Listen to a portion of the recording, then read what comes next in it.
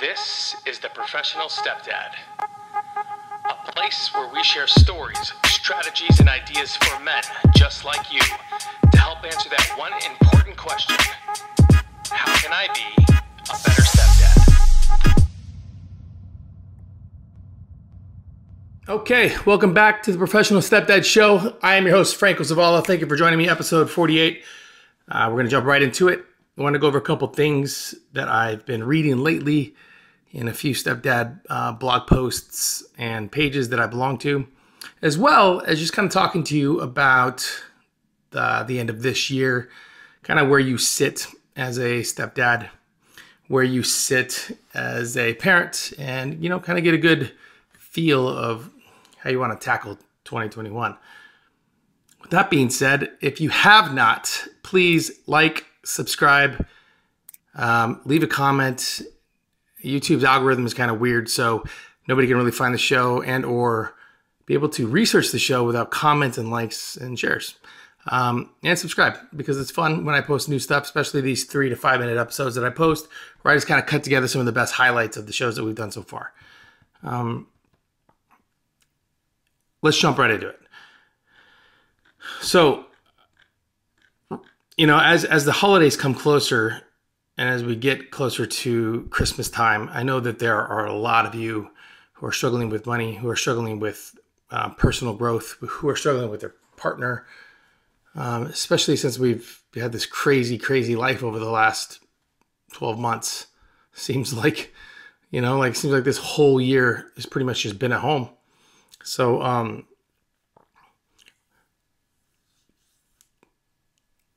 I want you to know that it's okay that you're struggling. It's okay that you are, you know, not finding your, you know, like your bearings, or you're not, you know, like you're not getting a good feel yet. Or if you did before and you kind of taken a step back because of what's been going on, maybe you've had a hard time with COVID or the quarantining. Maybe you've had a hard time with everything that's been happening in the world, and you trying to juggle your business and your life and your family and your kids and your wife, or your partner. But you just need to know that it's okay. It's okay to struggle. It's the normal everyday thing that we all go through as stepdads. It's okay to struggle. It's okay to fail. It's okay to get upset, frustrated, angry. It's not okay to post about it all over the internet where you're complaining about your kids and your wife, or your kids and their bio data or their family members. It's really not okay to post about it. I know you want to get advice, but a lot of the times these questions that are being posted online aren't advice. They are rants. And I know what some of you are going to say. Some of you are going to say, Frank, I need to rant. It's okay to rant. It's okay to let it out. But the bottom line is this. The advice that you're going to receive online is not always going to be not just the best advice, but it's not going to be advice that will help you kind of navigate your way through these rough waters that you're in right now, because a lot of similar situations are going on with other stepdads. And for the most part, let's just call it 90% of the stepdads out there do more complaining and less connecting with their kids, with their partner. Because it's easier. It's easier to complain. It's a lot easier to find common ground and similarities with other men who are complaining just like you than it is to find the diamonds in the rough who are willing to not only listen, but to give you sound advice and good action steps to move forward. And that is the biggest problem I see with platforms like this, where, where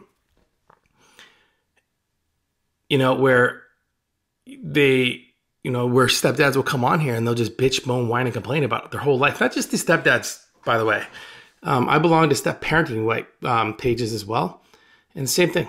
It's the same thing. Everybody bitches and moans and complains, and they're unwilling to do something about it. Look, bottom line is this. Listen, guys. It's real simple. You volunteered to be there. You're there for a reason.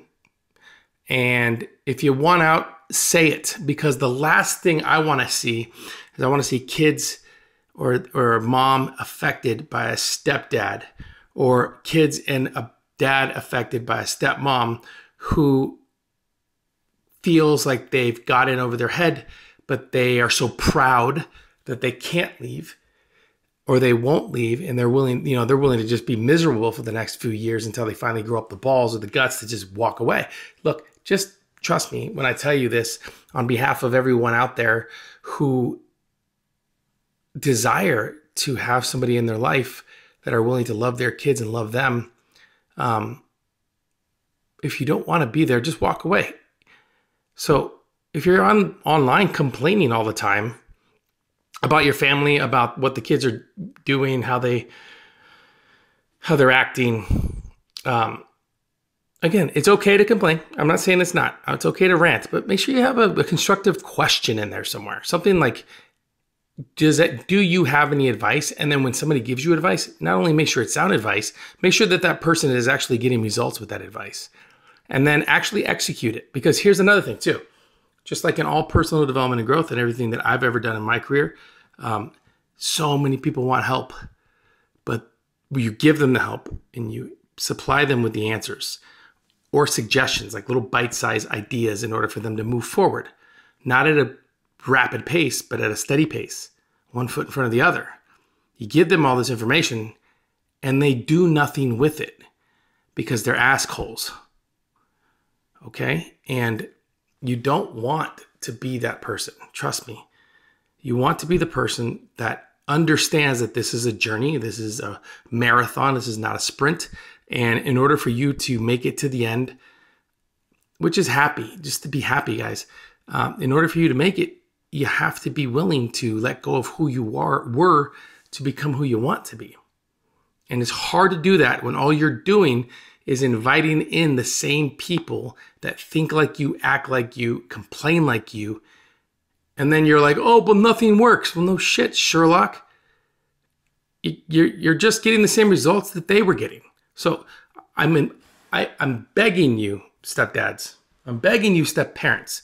If you don't want to be there, please have the communication with your partner. Tell them you got in over your head and that you need to leave. And it's going to be painful and it's going to suck for the first however long for them.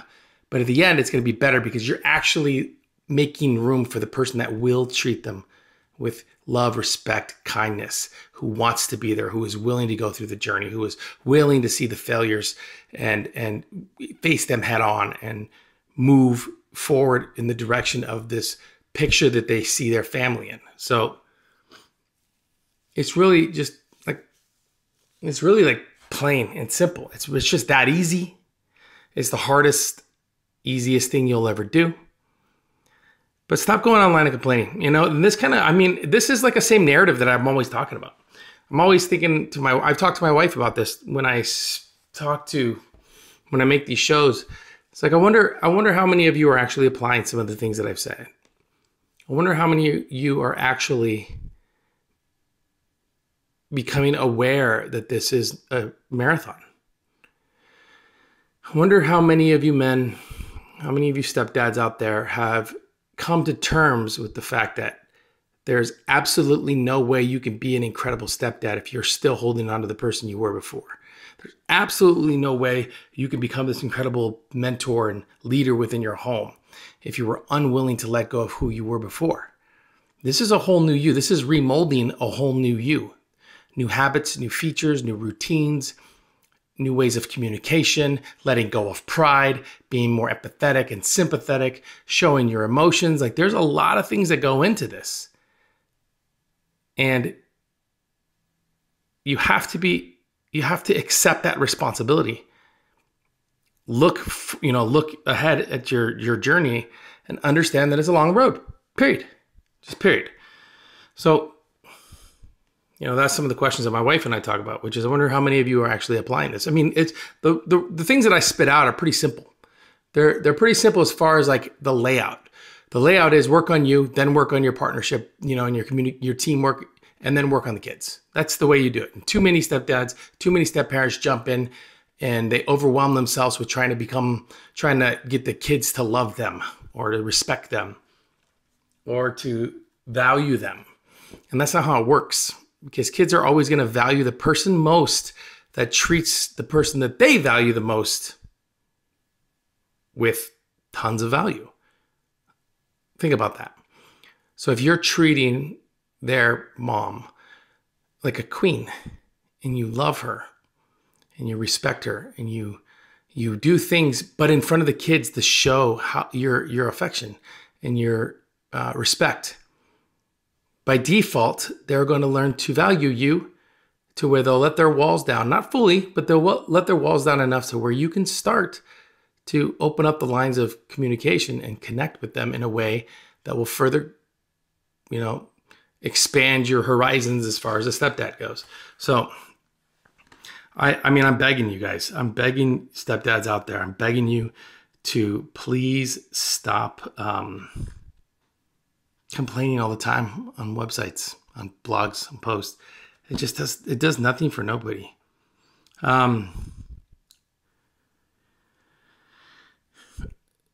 Here's a great question.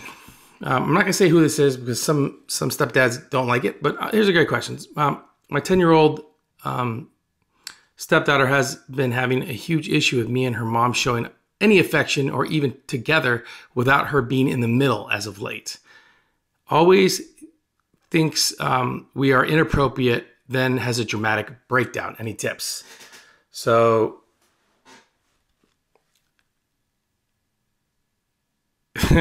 I'm reading some of the answers on here. One of them says, she'll get used to it, exclamation point. God, I hate that. I'm a grown-ass man. I deserve to have a conversation with my fiance without my 10-year-old chiming in. Okay, so let's look at this. 10-year-old having issues with mom and stepdad showing affection in front of each other. Why? Mainly because, and here's a crazy thing, right? This is how simple this is. Mainly because you haven't done it enough with her to to paint the picture of like, this is how you see her. This is how you view her. This is how you hold her up and put her on a pedestal and how you respect her. You haven't done enough over the amount of time that you've been there in order for your stepdaughter to see it as a normal thing. Let me repeat that. You're complaining online. And this isn't a big complaint, by the way, but you're complaining online about how your stepdaughter has a mental breakdown because you want to show affection to your spouse. And she thinks, your stepdaughter thinks it's inappropriate. Well, the reason she thinks it's inappropriate and is having a breakdown, first of all, the dramatic breakdown is just an attention grab. And every time you and mom butt heads on this, and the stepdaughter not only wins, but you lose another piece of your ability to lead within your home. But more importantly is this. Start doing things every day, stepdad, that speak your wife's love language in a way where you are showing affection and love to her without it being over the top, but it happens so often that it becomes normal in the home. So when you do show have the big moment of love and affection, maybe you dip her and kiss her in the kitchen, it's not weird. Now, kids are always going to think that, by the way. Kids are always going to, ew, gross. That's what kids do. Kids are freaking kids. But it can absolutely get to that point where your stepdaughter doesn't see it as inappropriate. She sees it as normal. So that's just an idea, guys. That's just me looking at it rationally through my eyes and through my experience over the last 10 years of being a stepfather, looking at this going, not only is it an attention grab, but I guarantee you the stepdad and the mom butt heads on this issue.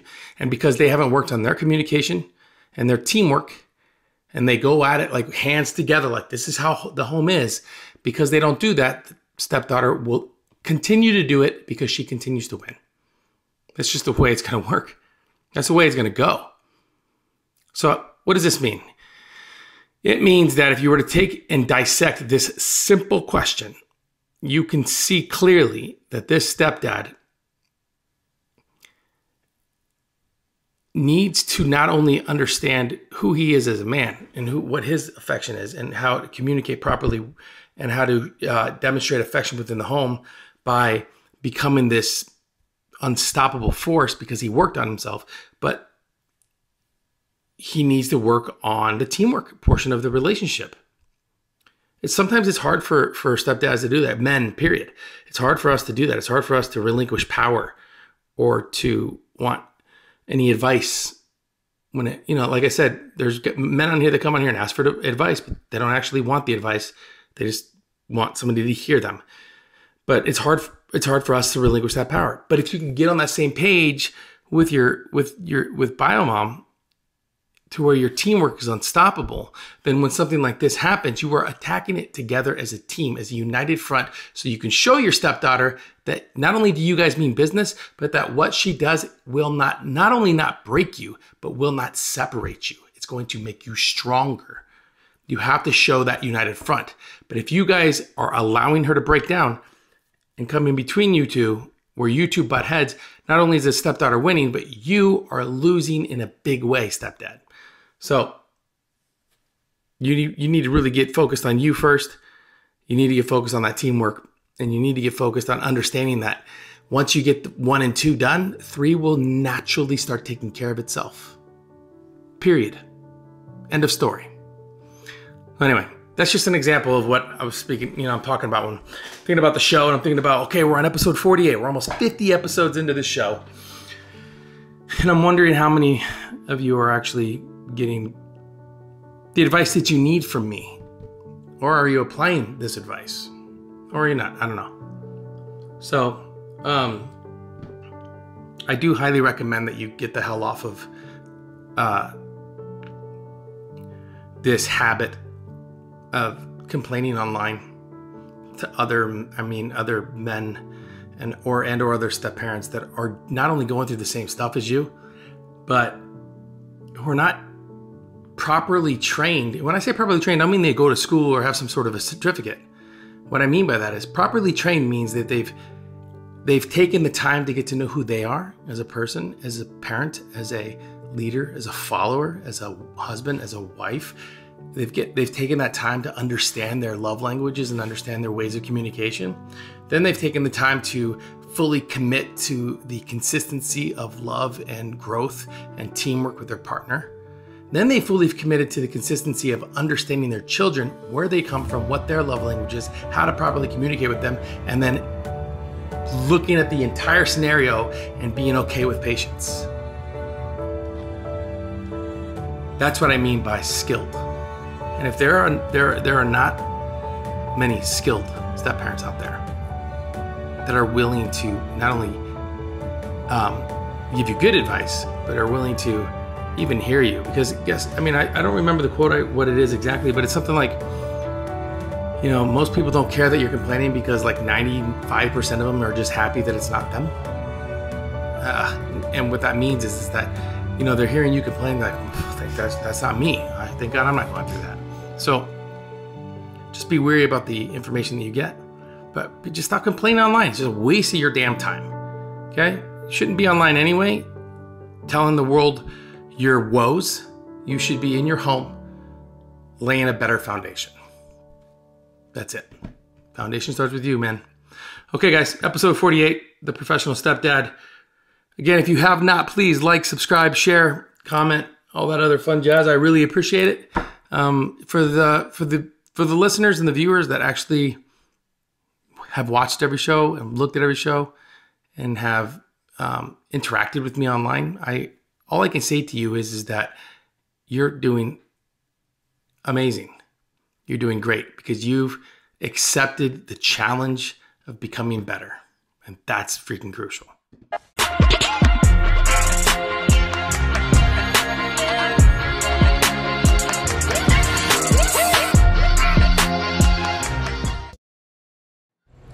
Quiet on the set, please.